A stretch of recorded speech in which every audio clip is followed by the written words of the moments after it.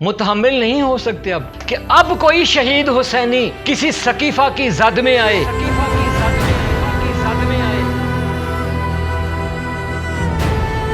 اگر آپ کے دل میں یہ مغالطہ ہے کہ آپ اس ماجرا کو تکرار کریں گے تو بھول جائیں اس بات کو، ہم آج کے حسینی کو تنہا نہیں چھوڑیں گے۔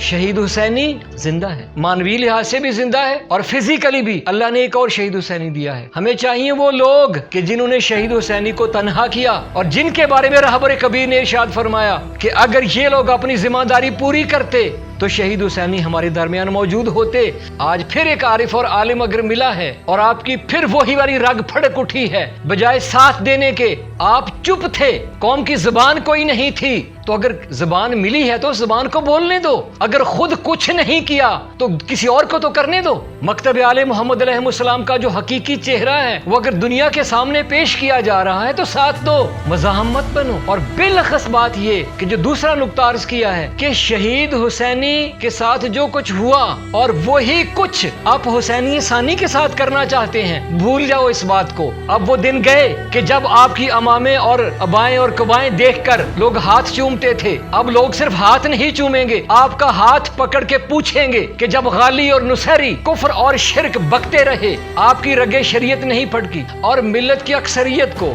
شہادت کے بعد بھی نہیں پتا چلا کہ امریکہ، اسرائیل، لشکر سفیان، ان کے علاوہ اور کس کس کا ہاتھ تھا اس مرد کو آزردہ کرنے میں۔ اور ایک دوسرے مرد نے آ کے بتایا کہ اس پہلے مظلوم مرد کے ساتھ ہوا کیا۔ سقیفہ پہ شکوہ کرنے والوں، سقیفہ اگر عرب میں سقیفہ ہے اور اگر وہی رویے پاکستان میں ہو تو وہ سقیفہ نہیں ہے۔ جب منبر پر شرک اور کفر بولا گیا آپ نہیں بولے۔ یقیناً ہم جاننا چاہیں گے کہ شہید حسینی کے لیے سقیفہ کس نے سجایا، تاکہ لوگ قیادت کے ادب اور قیادت کے احترام کے دھوکے میں نہ رہیں اور انہیں پتا چلے کہ کون فصل سمجھ کے انہیں بیچ رہا ہے، کون انہیں کیش کروا رہا ہے اور کون رہنمائی کر رہا ہے۔ اور جب کوئی توجہ دلاتا ہے تو آپ سیکھ پا ہو جاتے ہیں۔ متحمل نہیں ہو سکتے اب کہ اب کوئی شہید حسینی کسی سقیفہ کی زد میں آئے۔